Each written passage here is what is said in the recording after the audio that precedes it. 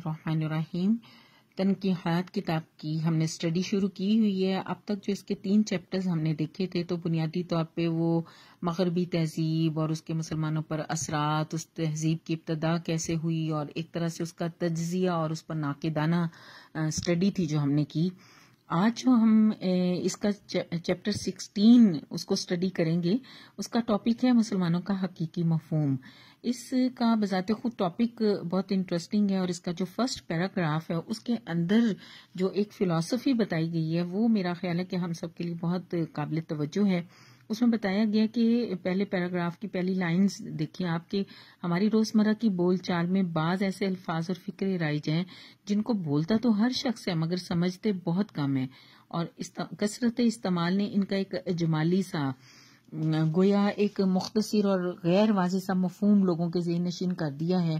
بولنے والا جب ان الفاظ کو زبان سے نکالتا ہے تو وہی مفہوم لیتا ہے، اور سننے والا بھی جب سنتا ہے تو وہی مفہوم لیتا ہے، لیکن وہ گہرے معانی، یہ لفظ دیکھیں کہ وہ گہرے معانی جن کے لیے واضح نے بنانے والے نے ان الفاظ کو بنایا تھا، جو حالات و درکنار اچھے خاصے پڑھے لکھے لوگوں کو بھی وہ معنی معلوم نہیں ہوتے۔ مثال جو دی گئی وہ کیا دی گئی؟ مثلا اسلام اور مسلمان 2 الفاظ ہیں جو ہم کثرت سے استعمال کرتے ہیں، لیکن کتنے بولنے والے ہیں جو ان کو سوچ کر بولتے ہیں، اور کتنے سننے والے ہیں جو سن کر وہی مفہوم لیتے ہیں جن کے لیے یہ الفاظ بنائے گئے تھے۔ غیر مسلموں کو تو جانے دیجیے، خود مسلمانوں میں 99% لوگ نہیں سمجھتے کہ جب وہ اپنے آپ کو مسلمان کہتے ہیں یا اپنے مذہب کو اسلام کے لفظ سے تعبیر کہتے ہیں تو اس کے معنی کیا ہیں۔ یہ بڑی توجہ طلب بات ہے۔ آج اس چیپٹر کا مقصد کیا ہے کہ لفظ اسلام کے حقیقی معنی کیا ہیں، آیا ان کی تشریح آج تھوڑی سی ہم سمجھیں۔ اس کے لیے آغاز کیسے کیا گیا کہ ایک جنرل سی بات ہمارے سامنے رکھی کہ جب ہم اعتقاد یعنی نظریے یا ایمان اور اعتقاد اور عمل کے لحاظ سے لوگوں کو دیکھیں تو لوگ عام طور پہ ہمیں 3 قسم کے ملیں گے۔ ایک قسم کے وہ لوگ ہیں جو علانیہ کھلی آزادی رائے اور آزادی عمل کے قائل ہیں، ہر معاملہ میں اپنی رائے پر اعتماد کرتے ہیں، عقل کے فیصلوں کو صحیح سمجھتے ہیں، وہی طریقہ کار اختیار کرتے ہیں جو ان کے خیال میں صحیح ہے، کسی مذہب کی پیروی سے انہیں کوئی دلچسپی نہیں ہے۔ دوسری قسم کے لوگ کون ہیں؟ وہ جو بظاہر تو مذہب کو مانتے ہیں لیکن حقیقت میں کیا پیروی اپنے ہی خیالات کی کرتے ہیں، وہ اپنے عقائد قوانین عمل کے لیے مذہب کی طرف رجوع نہیں کرتے بلکہ کرتے کیا ہیں؟ اپنی طبیعت کے رجحان یا دلچسپی یا غراض و حاجات کے لحاظ سے کچھ خاص عقائد، خاص نظریات ذہن میں جما لیتے ہیں، عمل کے کچھ طور طریقے طے کر لیتے ہیں، پھر کیا کوشش کرتے ہیں کہ مذہب کو ان کے مطابق ڈھال لیں۔ یعنی وہ مذہب کے پیروکار نہیں ہوتے بلکہ مذہب ان کا پیرو ہوتا ہے، اس کی مذہب فالوئنگ کرتا ہے۔ تیسری قسم کے لوگ کون ہیں؟ جو خود اپنی سمجھ بوجھ اور عقل سے کام ہی نہیں لیتے، انہوں نے اپنی عقل کو ایک سائڈ پہ رکھا ہوا ہے اور آنکھیں بند کر کے یا دوسروں کی تقلید کرتے ہیں۔ وہ دوسرے کون سے ہیں؟ وہ چاہے ان کے فور فادرز باپ دادا ہوں یا پھر ان کے ہم اثر ہوں۔ اب اس پر ان 3 پیراگراف کے اندر تھوڑا سا تبصرہ کرتے ہوئے سیدی مودودی رحمہ اللہ علیہ فرماتے ہیں کہ پہلا گروہ جو ہے آزادی کے نام پر مرتا ہے، نہیں جانتا اس کی حدود کیا ہیں۔ آزادی ایک خاص حد تک تو صحیح ہے مگر جب وہ اپنی حدود سے تجاوز کر جاتی ہے تو وہ گمراہی بن جاتی ہے، کیونکہ جو شخص صرف اپنی ہی رائے پر اعتماد کرتا ہے وہ یقیناً کہیں نہ کہیں دھوکہ کھاتا ہے اور کوتاہی ہوتی ہی ہوتی ہے۔ ویسے بھی آزادی حریت فکر و عمل یعنی کہ محدود آزادی اور سیویلائزڈ سوسائٹی یہ ایک دوسرے سے بالکل متضاد ہیں۔ اس اگلے پیراگراف میں یہ بتایا گیا ہے، کیونکہ حریت فکر و عمل اور حریت جو ہے وہ افراد میں خود سری بے قیدی اور انارکی پیدا کرتی ہے، اور تمدن ایک سیویلائزڈ سوسائٹی کیا ہے؟ وہ چاہتا ہے کہ اتباع ہو، پیروی ہو، تسلیم و اطاعت کا مطالبہ ہو۔ جہاں کامل حریت ہوتی ہے وہاں تمدن نہیں ہوگا، اور جہاں تمدن ہوگا وہاں افراد کو کسی حد تک اپنی حریت فکر و عمل سے دستکش ہونا پڑے گا۔ دوسرے گروہ کے بارے میں یہ بتایا کہ وہ پہلے گروہ سے بھی اس کا حال برا ہے۔ پہلا گروہ تو صرف گمراہ ہے، دوسرا کیا ہے کہ اس کے ساتھ ساتھ جھوٹا، منافق، دھوکہ باز اور بدتینت ہے، اس لیے کہ اگر وہ اپنی تعویل کے جائز حدود میں رہے، اپنے رجحانات کو کچھ غلط سمجھتا ہو، اپنے دلائل اور اپنے خیالات کو کسی حد تک اس کے غلط ہونے پر اس کا یقین ہو، پھر تو وہ اپنے مذہب کی کچھ نہ کچھ تقلید کر سکتا ہے۔ لیکن اگر وہ ٹوٹل اپنے آپ کو صحیح سمجھتا ہے اور اپنے مطابق مذہب کو لے کر آتا ہے تو ایسے لوگوں کو ہمیں مجبوراً بے ایمان کہنا پڑتا ہے، اور ہم یہ سمجھنے پر مجبور ہو جاتے ہیں کہ اس میں مذہب سے علانیہ بغاوت کے لیے کافی اخلاقی جرت نہیں ہے، اس لیے وہ منافقت کا راستہ اختیار کرتا ہے۔ تیسرا گروہ کیا ہے؟ وہ اپنے مرتبہ میں عقلی لحاظ سے سب سے ہی گیا گزرا ہے۔ پہلے دونوں گروہوں کی غلطی تو یہ ہے کہ وہ عقل سے اتنا کام لیتے ہیں جتنا وہ نہیں کر سکتی، یعنی کہ ضرورت سے زیادہ کام لے لیتے ہیں۔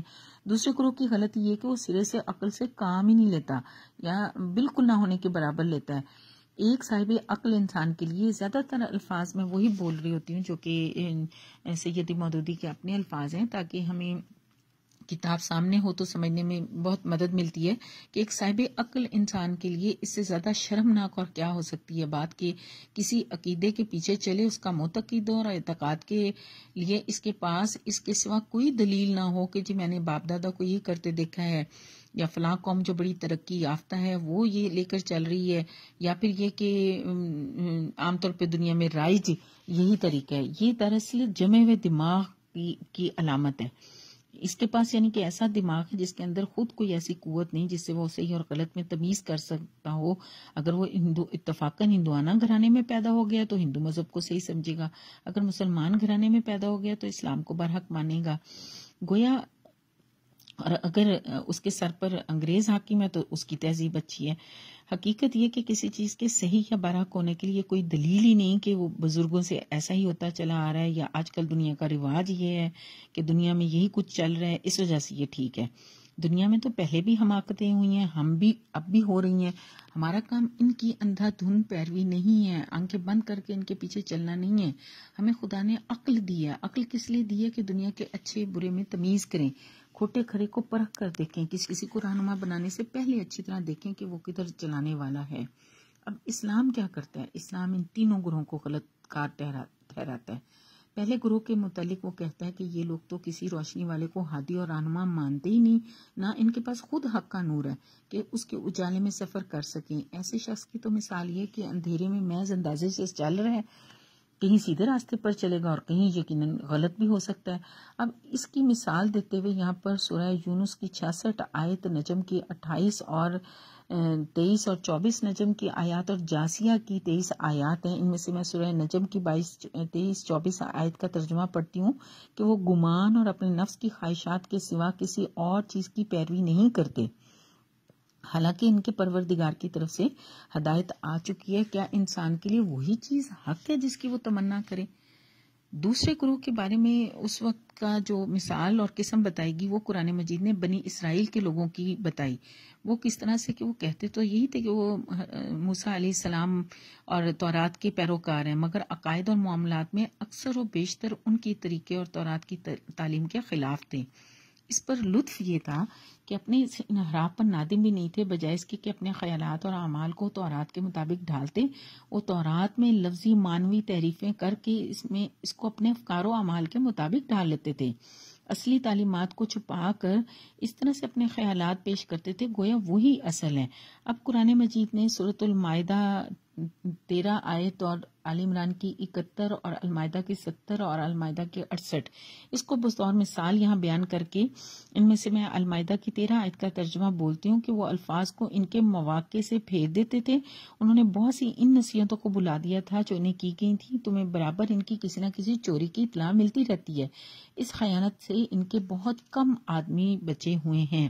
تیسرے گروہ کے بارے میں جو کہ سورۃ البقرہ آیت 170 اور سورۃ المائدہ 104 اور الانعام کی 116 آیت کے ترجمے میں سے میں ایک ترجمہ پڑھتی ہوں، البقرہ کی 170، کہ جب ان سے کہا گیا اس ہدایت پر چلو جو اللہ نے اتاری تو انہوں نے کہا نہیں، ہم تو اس طریقے پر چلیں گے جس پر ہم نے اپنے باپ دادا کو پایا۔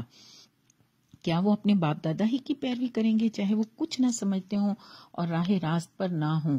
ان لوگوں کے بارے میں یہاں پر جو بتائی سیدی مودودی نے بتائی بات وہ یہ کہ یہ لوگ خود اپنی عقل و فہم سے کام نہیں لیتے، خود کھوٹے اور کھرے کو نہیں پرکھتے، آنکھیں بند کر کے دوسروں کی تقلید کرتے ہیں۔ ان کو قرآن مجید سم بکم عمی فہم لا یعقلون کہ اندھا، گہرا، گونگا، بہرا قرار دیتا ہے، بلکہ انہیں کہتا ہے اولئک کالانعام، یہ تو بالکل جانوروں کی طرح ہے، کہ جانور تو عقل رکھتا ہی نہیں، یہ تو عقل رکھتے ہیں مگر کام نہیں لیتے۔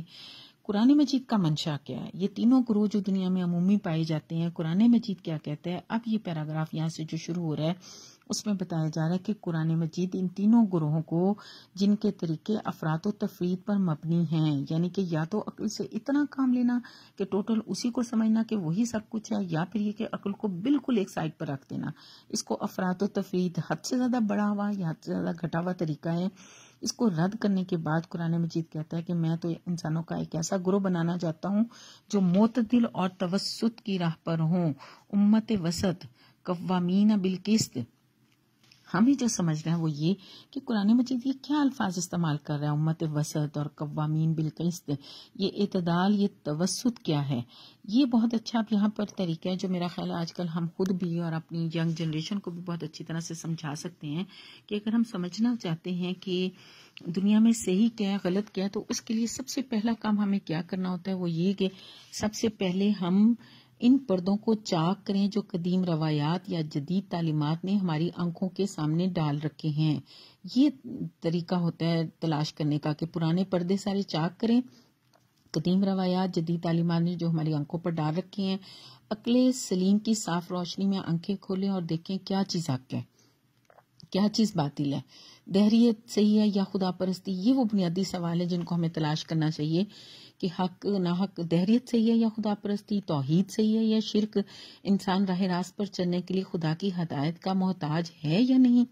انبیاء علیہ السلام اور محمد رسول اللہ صلی اللہ علیہ وسلم رب تعالیٰ کے سچے پیغمبر تھے۔ قرآن جس طریقہ کو پیش کرتا ہے وہ سیدھا ہے کہ ٹیڑھا؟ اگر تو دل گواہی دے کہ خدا کو ماننا انسانی فطرت کا عین تقاضا ہے، خدا حقیقت میں وہ ہے جس کا کوئی شریک نہیں، اگر ہمارا ضمیر تسلیم کر لے کہ انسان سیدھی راہ پانے کے لیے خدا کی بخشی ہوئی روشنی کا محتاج ہے، اور روشنی وہی ہے جو سچے پیغمبر لے کر آئے تھے، اور محمد رسول اللہ کی پاک زندگی دیکھ کر ہمیں یقین آ جائے کہ ایسی اعلیٰ سیرت کا انسان دنیا کو دھوکہ نہیں دے سکتا، اگر قرآن کا مطالعہ کر کے ہماری عقل یہ فیصلہ کر دے کہ انسان کے لیے اعتقاد اور عمل کا سیدھا راستہ وہی ہے جو اس کتاب نے پیش کیا ہے، تو یہاں سے پھر کیا بتایا جا رہا ہے کہ عقل سلیم کی مدد سے جب یہ حق اور باطل میں تمیز انسان کر لے، باطل چھوڑ کر حق پر ایمان لے آئے، تو عقل کے امتحان اور اس کی تنقید کا کام ختم ہو گیا۔ یہاں پر عقل کے امتحان اور تنقید کا کام ختم ہو گیا۔ اب کیا ہے؟ اب ایمان لانے کے بعد فیصلہ کرنے اور حکم دینے کا اختیار عقل سے خدا، اس کے رسول صلی اللہ علیہ وسلم اور اس کی کتاب کی طرف منتقل ہو گیا۔ اب تمہارا کام فیصلہ کرنا نہیں ہے، بلکہ ہر اس حکم کے آگے سر جھکا دینا ہے جو اللہ اور اس کے رسول نے تم کو دیا ہے۔ تم اپنی عقل کو ان احکام، اور عقل کا کام کیا ہے؟ وہ یہ بتایا گیا کہ عقل کا کام ہے ان احکام کو سمجھنے، ان کی باریکیوں، حکمتوں تک پہنچنے، اپنی زندگی کی جزیات پر منطبق کرنے میں استعمال کرنا۔ یہ ہمارا عقل کا کام۔ عقل کا یہ کام نہیں ہے کہ کوئی حکم ہمیں سمجھ نہ آئے۔ اب کوئی حکم ہمیں سمجھ آئے یا نہ آئے، اس کی مصلحت ہمیں سمجھ میں آئے یا نہ آئے، خواہ وہ ہمارے رسم و رواج طور طریقے کے مطابق ہو یا نہ ہو، ہمارا کام کیا ہے؟ ہمارا کام اس کے آگے سر جھکا دینا ہے، کیونکہ جب اللہ کو اللہ مان لیا، رسول کو خدا کا رسول تسلیم کر لیا، یقین کر لیا کہ جو کچھ رسول خدا صلی اللہ علیہ وسلم پیش کرتے ہیں وہ اپنے دل سے گھڑی ہوئی بات نہیں ہے، تو اس کا تقاضا یہی ہے کہ اب ہم سر تسلیم خم کر دیں۔ ایک شخص کہتا یہ ہے کہ میں مومن ہوں، پھر چوں چرا بھی کرتا ہے، وہ اپنے قول کی آپ تردید کرتا ہے، وہ نہیں جانتا کہ ایمان اور چوں چرا میں کھلا ہوا تضاد ہے۔ اس کو معلوم نہیں کہ ڈسپلن صرف ماننے اطاعت کرنے سے قائم ہوتا ہے، چوں چرا کا دوسرا نام انارکی ہے، انتشار ہے۔ اس اعتدال اور توسط کے طریقے کا نام اسلام ہے۔ جو گروہ اس راستے پر چلتا ہے اس کو مسلم کہا جاتا ہے، کیونکہ اسلام کے معنی اپنے آپ فرما برداری اختیار کرنا، اپنے آپ کو پابندی میں لانا، اطاعت اور تسلیم کرنے کے ہے۔ مسلم وہ ہے جو حکم دینے والے کے امر اور منع کرنے والے کی نہیں کو بلا اعتراض تسلیم کرے۔ بس یہ نام خود ہی اس حقیقت کا پتہ دے رہا ہے۔ اب یہ وہ بات ہے جو بالکل ابتدا میں رکھی تھی کہ یہ نام خود اس حقیقت کا پتہ دے رہا ہے کہ ان تینوں گروہوں اور ان کے طریقوں کو چھوڑ کر یہ چوتھا گروہ ایک نئے طریقے اور نئے مسلک کے ساتھ اس لیے قائم کیا گیا ہے کہ اللہ اور اس کے رسول کے حکم کو مانے، اس کے آگے سر جھکا دے۔ اس گروہ کا یہ کام نہیں ہے کہ ہر معاملہ میں صرف اپنی عقل کی پیروی کرے، نہ یہ ہے کہ احکام الہی میں سے جو کچھ تو اس کے غرض کے مطابق ہو اس کو مانے، اور جو غرض کے خلاف ہو اس کو رد کر دے۔ نہ یہ کہ کتاب اللہ اور سنت رسول صلی اللہ علیہ وسلم کو چھوڑ کر انسانوں کی اندھی تقلید کرے، خواہ وہ انسان مردہ ہوں یا زندہ۔ وہ تینوں گروہوں کو یہ 3 لائنوں میں مختصراً بیان کر دیا گیا ہے۔ اب یہ کہ انسان جب مسلمان بن جاتا ہے تو پھر اس کے بعد قرآن مجید کی بالکل واضح تصریحات ہیں، واضح اس کی وضاحتیں ہیں کہ اس کے آنے کے بعد ہمارا عمل کیا ہونا چاہیے۔ سب سے پہلی بات جو یہ 1 2 3 کر کے ہمیں نوٹ کر لینی چاہیے، پہلی بات کیا ہے کہ ہم کسی بھی معاملہ میں جب اللہ اور رسول صلی اللہ علیہ وسلم کا حکم آ جائے تو مومنوں کو ماننے یا ماننے کا اختیار باقی نہیں رہتا۔ سورۃ الاحزاب کی آیت 36 اس کا حوالہ ہے۔ دوسری بات یہ کہ کتاب اللہ میں سے کچھ کو ماننا، کچھ کو رد کر دینا دنیا اور آخرت میں رسوا کن ہے۔ یہ سورۃ البقرہ آیت 85 اس کا حوالہ ہے۔ تیسری بات یہ کہی گئی کہ فیصلہ صرف اب کتاب الہی کے مطابق ہونا چاہیے، خواہ وہ لوگوں کی خواہشات کے مطابق ہو یا نہ ہو۔ یہ سورۃ المائدہ آیت 48 اس کے بعد ہے۔ پھر کہا گیا کہ جو شخص کتاب اللہ کے موافق فیصلہ نہیں کرتا وہ فاسق ہے۔ وَمَن لَّمْ يَحْكُم بِمَا أَنزَلَ اللَّهُ فَأُولَٰئِكَ هُمُ الْفَاسِقُونَ، اور یہ کہ جو کتاب الہی کے خلاف فیصلہ وہ در حقیقت جاہلیت کا فیصلہ ہے۔ اور بالکل آخر میں سورۃ النساء کی آیت کا ترجمہ میں پڑھ کے بات مکمل کر دیتی ہوں۔ بسم اللہ الرحمن الرحیم۔ وہ کہتا ہے کہ اے ایمان والو، اللہ اور اس کے رسول اپنے اولو الامر کی اطاعت کرو۔ اگر تم حقیقت میں اللہ اور یوم آخر پر ایمان رکھتے ہو تو جس کسی معاملہ میں تمہارے درمیان نزاع پیدا ہو، اس کے لیے اللہ اور اس کے رسول کی طرف رجوع کرو، یہی بہتر طریقہ ہے اور انجام کے لحاظ سے یہی اچھا ہے۔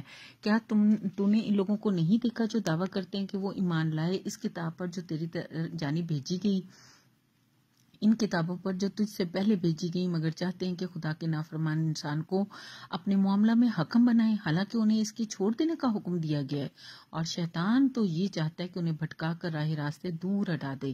جب کبھی ان سے کہا گیا آؤ اس کتاب کی طرف جو اللہ نے اتاری ہے اور رسول کی طرف، تو نے منافقین کو دیکھا کہ وہ تجھ سے کنی کاٹ جاتے ہیں۔ ہم نے جو رسول بھی بھیجا ہے اس لیے بھیجا کہ حکم الہی کے مطابق اس کی اطاعت کی جائے، نہیں تیرے پروردگار کی قسم وہ ہرگز مومن نہیں جب تک کہ وہ اپنے باہمی اختلافات میں تجھ کو حکم نہ بنائے۔ اور یہ بھی کافی نہیں ہے، ضروری ہے کہ جو فیصلہ تو کرے اس پر وہ اپنے دل میں کسی قسم کی بھی تنگی محسوس نہ کریں، بے چوں چراں اس کے آگے سر جھکا دیں۔ یہ وہ بات ہے جو مسلم کا صحیح مفہوم ہے، جو مجھے اور آپ کو یہاں بہت اچھی طرح سے سمجھ لینا چاہیے۔ اللہ کرے کہ اس چیپٹر کے بعد ہم اپنی صحیح پوزیشن سمجھیں، اور جو ہمیں کمی کوتاہی ہے، جو بھی قرآن مجید کے احکامات اور سنت رسول صلی اللہ علیہ وسلم کی تقلید میں ہمارے اندر کمی پائی جاتی ہے، اللہ ہم سے وہ دور کروا دے۔ آج ہم اس وائرس کی وجہ سے صرف سمپلی صفائی کے آداب کو خود بخود اب بہت اچھی طرح سے سمجھ گئے ہیں کہ اگر ہم انہی اصولوں پر عمل کریں تو وہ ساری چیزیں، ساری سنتیں در حقیقت میرے اور آپ کے فائدے کے لیے ہیں۔ اللہ ہمیں ان پر عمل کرنے کی توفیق عطا فرمائے۔ شکریہ۔